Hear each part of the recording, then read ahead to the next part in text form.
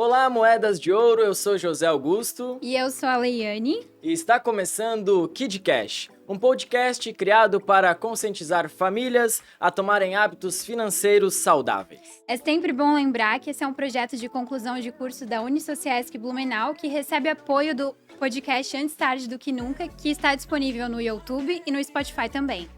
E hoje estamos recebendo Adelino Sassi, diretor de negócios do Sistema Ailos, escritor já no seu segundo livro, pai do Evandro e da Cristiane, casado com a Ede Josefina e tem 39 anos de cooperativismo entre a Ailos e a Viacred. Seja muito bem-vindo, Adelino. Obrigado, né? É um prazer estar aqui com vocês. Parabéns ao projeto, né? Eu acho que é um momento bastante importante que a gente vai ter aqui juntos. Com certeza. E para a gente começar, a gente pede para os nossos convidados aqui em todos os episódios trazerem uma frase que definam eles a sua relação com o dinheiro. O que você preparou para a gente? O que define? Aprendizado durante a vida inteira. Essa define para mim a minha relação com o dinheiro. Eu acho que é uma questão sobre a qual a gente vai poder conversar daqui a pouco. Sim, com certeza.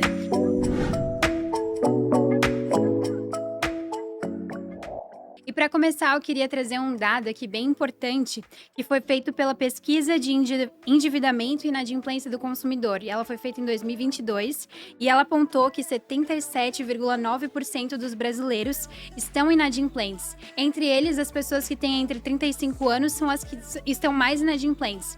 E com isso eu queria te perguntar, né? De onde vem o despreparo dos brasileiros com o dinheiro e qual a influência das trocas de moeda, dos períodos de alta inflação, entre outras coisas que também podem influenciar nessa relação com o dinheiro?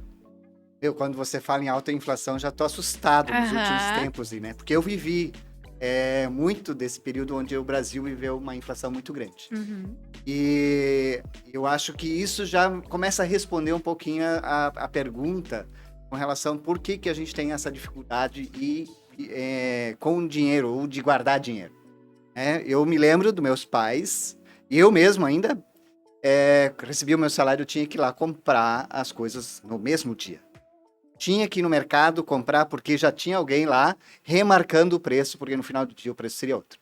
Então você chegava a ter, dobrava o preço das mercadorias durante o mês. Então, mas também eu vejo outros motivos para que a gente não tenha assim, uma relação tão saudável com essa parte de cuidar do dinheiro, ou dessa relação com a inteira educação financeira, né? Em respeitar o dinheiro, eu sempre falo que vale a pena. Eu acho que no Brasil a gente teve sempre uma visão muito... A gente sempre foi um país muito... onde tudo dá no Brasil, né? O Brasil é um país assim, que é maravilhoso a gente viver aqui nesse país. Então, normalmente alguém resolvia o teu problema lá na frente, ou era a tua família, ou as pessoas e tal. Dava o jeitinho brasileiro. Isso, né? E quando você olha para outras culturas, como a japonesa, por exemplo, você vê que lá não tem uma previdência como a nossa. Se você assistir a filmes americanos, é comum você perceber que o sistema de saúde não existe um sistema público lá. Então, assim, as pessoas tiveram que aprender a poupar.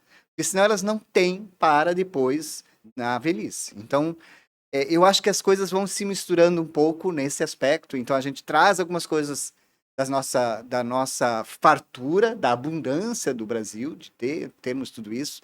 Essa cultura da inflação, ela ainda está muito enraizada na nossa cultura local. E claro, né, gente? Consumismo, né? É muito bom gastar dinheiro, né?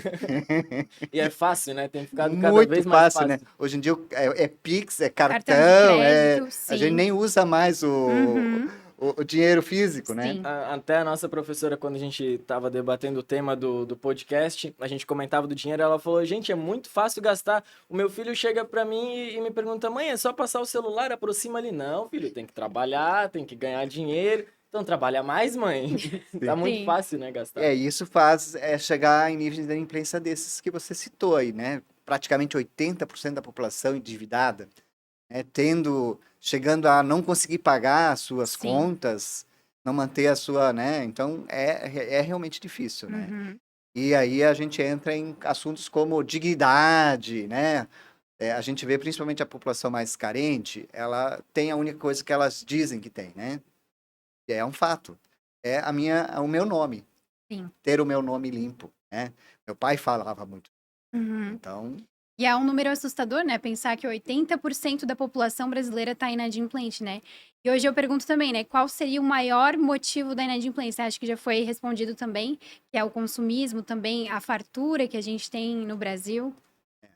eu acho que assim, eu acho que vale a pena retomar a questão do consumismo, né? Uhum. Eu sempre tenho essa máxima, assim, né? A gente aprende na faculdade, né? E a União Sociais, que é um lugar onde tem muito Sim. aprendizado, né? Eu sou também da diretoria de marketing do Sistema Ailos. Então, qual que é o nosso, como é que a área de marketing atua? Eu preciso vender meu produto. Então, eu me preparo todas as estratégias possíveis para vender o produto para o consumidor, né? Então, e dou todas as alternativas possíveis para ele poder pagar isso para mim. Algum agente financeiro que vai estar envolvido, ou facilita o cartão de crédito, emissão de boleto. Então, assim, Uhum. há uma abundância de você poder consumir e se endividar. E isso realmente chama para o nosso tema, né? Como é que a gente vai aprender a cuidar melhor do nosso dinheiro, que é tão difícil de ganhar, tão fácil de gastar. Sim. E será que, aí a gente entrando numa reflexão, será que a gente consegue desmistificar o dinheiro, sair dessa parte de que talvez ele seja só para gastar, de que é muito difícil conseguir dinheiro, de que às vezes a gente vê até pessoas conversando, achando difícil ter uma condição de vida estável, uma condição financeira saudável. Como é que a gente pode tentar desmistificar o dinheiro, trazer de uma forma mais leve, de uma forma fazer ele trabalhar para a gente, começar a fazer essa educação para as pessoas? Eu acho não, tenho certeza, né? Porque antes eu falei que o aprendizado era parte desse processo de a gente, faz parte da minha frase, né? Eu Uhum. aprendi uma vida inteira como cuidar do dinheiro, né? Então, não você tem que realmente colocar disciplina de cuidar do dinheiro na tua vida.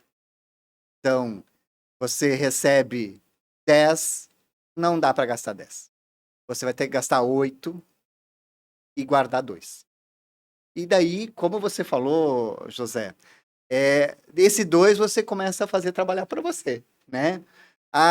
No começo talvez você vai ter que colocar em poupança, renda fixa, até para poder acumular um pouco mais, para daqui a pouco você fazer algo, porque assim, o único dinheiro que realmente gera mais dinheiro é quando você põe ele para empreender, né? Então, assim, aplicar em ações, você vai ter que ir para o mercado variável, porque senão você só tende a fazer garantir a questão de manter o valor do dinheiro, né?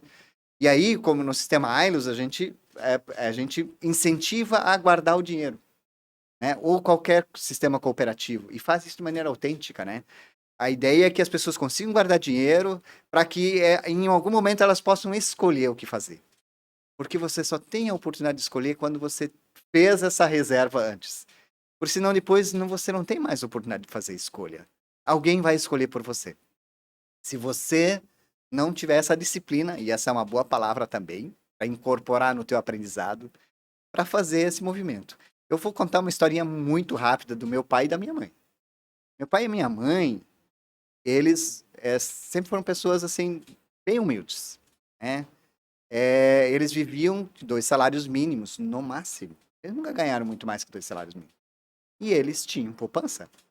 Então eu aprendi demais com Um eles, exemplo? né? Uhum. Porque eles com 2 salários mínimos, eles planejavam o ano, porque tinha que pagar a igreja, tinha que pagar eles tinham participado do clube de caça e tiro, então eles tinham que pagar lá, eles tinham que pagar a escola, eles tinham que comprar material escolar para os filhos, eles tinham que comprar roupa.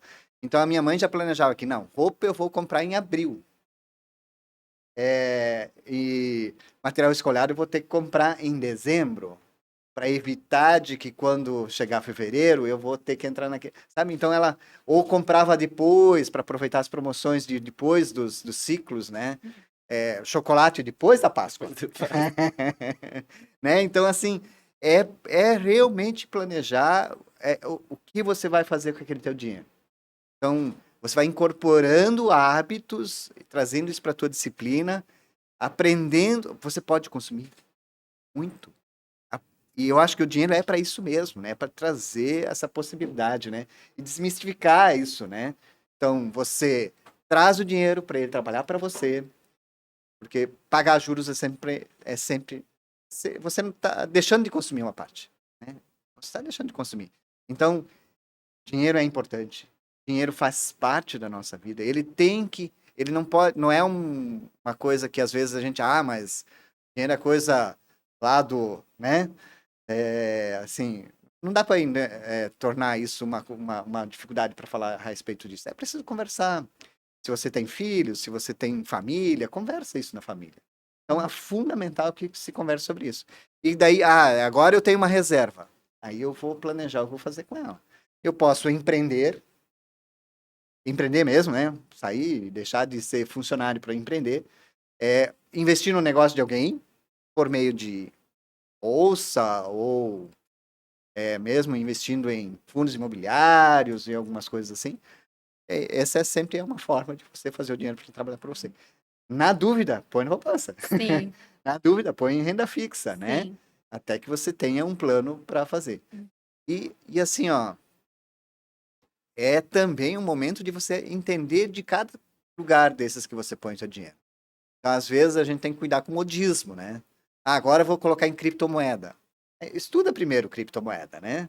Vale a pena, senta, gasta um sábado de manhã para esse negócio. Estuda. Conversa com teus amigos da faculdade, conversa com quem escuta uns vídeos no YouTube, tá cheio, né? Faz disso um trabalho também. Isso, escuta a gente aqui no podcast, né? Isso aí. Né? Então, assim, vale a pena você buscar esse tipo de conhecimento, né? Sim. Alguém que você sabe que sabe cuidar do dinheiro, conversa com essa pessoa, ela vai...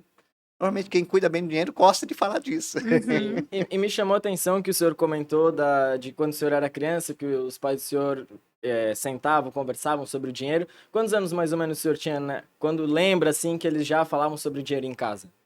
Eu não tinha 10 anos ainda. Bem cedo. Bem cedo, bem Sempre cedo. desde o começo eles chamando vocês ou vocês observavam? Como é que era essa Não, relação? a conversa era séria, assim. Que legal. Da reunião na mesa? Isso, porque era necessário os filhos entenderem o tempo de cada coisa. Porque você imagina uma criança ganhar o chocolate da Páscoa depois da Páscoa, Sim. né? A tristeza, ver todo Tenso. mundo... Não, então assim, eles obviamente ofereciam algo antes, mas Uhum. a questão vinha mais tarde, né? Então você tinha que dialogar a respeito disso. Então nós estamos guardando agora porque nós vamos comprar. E assim, ó, quando você engaja e conversa sobre o assunto, às vezes a criança não escolhe chocolate. Ela vai escolher a bola, ela vai escolher a boneca, ela vai escolher, sabe lá, hoje em dia, o celular, né? Na época não tinha celular, né? Então, assim, eu escolhi a bola. Né? Então, para mim era muito mais importante a bola do que o Vai chocolate. durar mais, né, o chocolate? E assim, estavam com os meus amigos. Quando eu tinha bola, eu tinha os meus amigos juntos. Sim. Chocolate era só para mim, né? Então, porque daí não dava para dividir. Mas que legal saber que desde a tua infância você fez parte disso na educação financeira ali da tua casa com os teus pais e isso trouxe bons frutos. Isso é fruto da consciência que você tem hoje, né? Então, como é importante falar isso dentro de casa. E a conversa ali foi o ponto principal dentro da tua casa. Sim, e ter sempre muita... Isso para mim também faz parte do planejamento, sabe? Assim, você contar para tua família o que você vai fazer. Uhum. E eles ajudaram a decidir. Tudo bem, acho que os pais têm a obrigação de orientar, de direcionar o que as famílias vão fazer. Mas você escolher entre fazer uma viagem ou comprar um computador, poxa, talvez o computador seja mais importante nessa hora, porque o que está ali não atende mais e o filho está lá estudando, né? Então, você vai dizer, não, filho, vamos comprar um computador, porque você vai, com isso, poder depois ter uma qualidade de vida melhor e explicar por quê. E deixa isso muito claro, né? Uhum. E talvez abra um espaço para, em vez de viajar, e comer sorvete, né? Sim. Então, E aproveitando que a gente já está no tema da criança, esse envolvimento com o dinheiro, a gente sabe que a Ailos também já vem introduzindo essa educação financeira já nas crianças, a gente sabe dos iLogs. E a gente queria que o senhor contasse um pouco para a gente dessa iniciativa, como que ela vem para ajudar as famílias, falar um pouco sobre esse programa. eu acho que é uma lembrança muito boa, né? E por falar em lembrança, assim, eu me lembro, assim, acho que, como eu estou 39 anos no cooperativismo, né, tem algumas histórias para contar, né? No começo do projeto, porque os iLogs estão dentro do projeto do Progrid, que é um programa de integração e desenvolvimento cooperado e da comunidade. E essa questão envolvendo educação para as crianças no sistema AILOS, não é de agora. Os iLogs é um projeto que surgiu há uns 2, 3 anos atrás, foi lançado no ano passado e agora vai tomando cada vez mais corpo. Mas nós já tínhamos outros projetos de educação financeira com crianças nas escolas, por exemplo. Eu me lembro de um que eu amava ir lá ver as crianças com aquilo.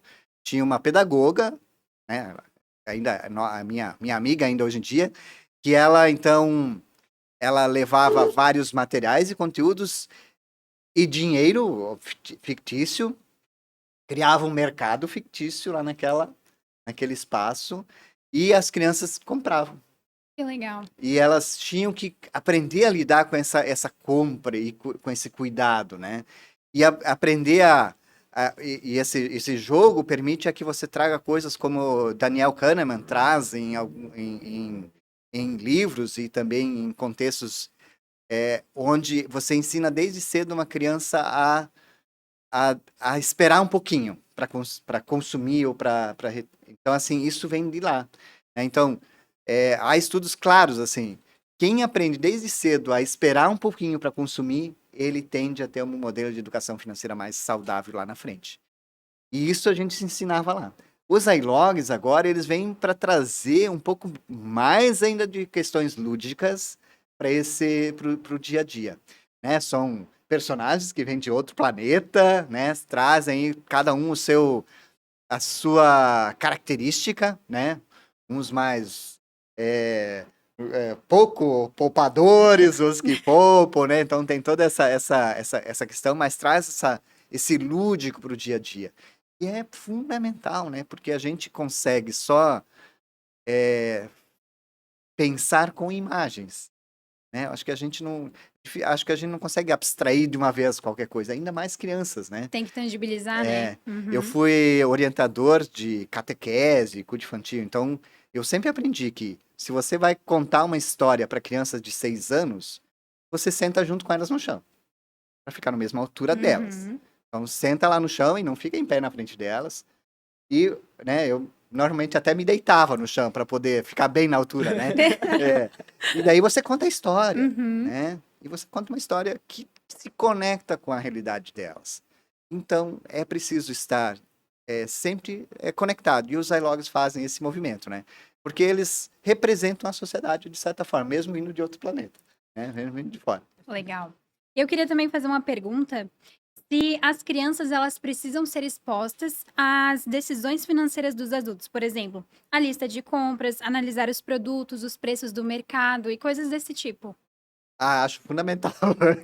E assim, eu vou trazer o exemplo da minha filha, né? Tomara que ela não vai escutar isso aqui.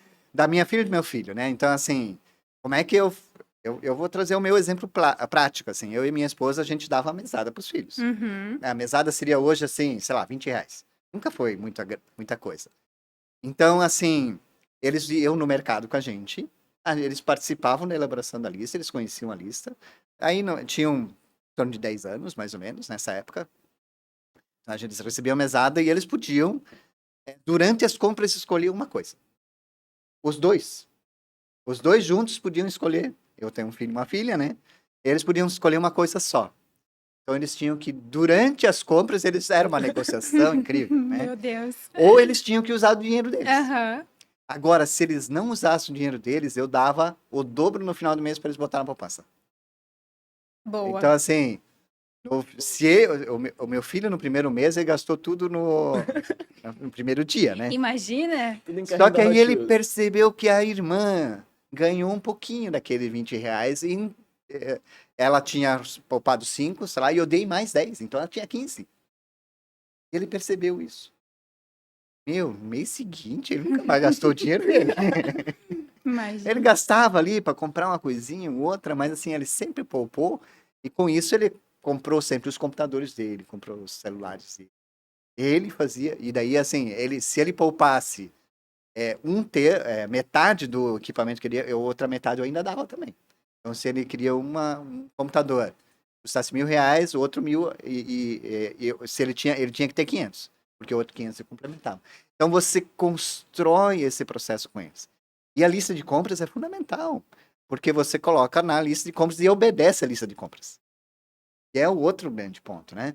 Cuida para que você vá no mercado e alimenta antes, né? Bem importante. Se alimenta antes em casa, né? Porque senão você vai com fome Sim. para lá, né?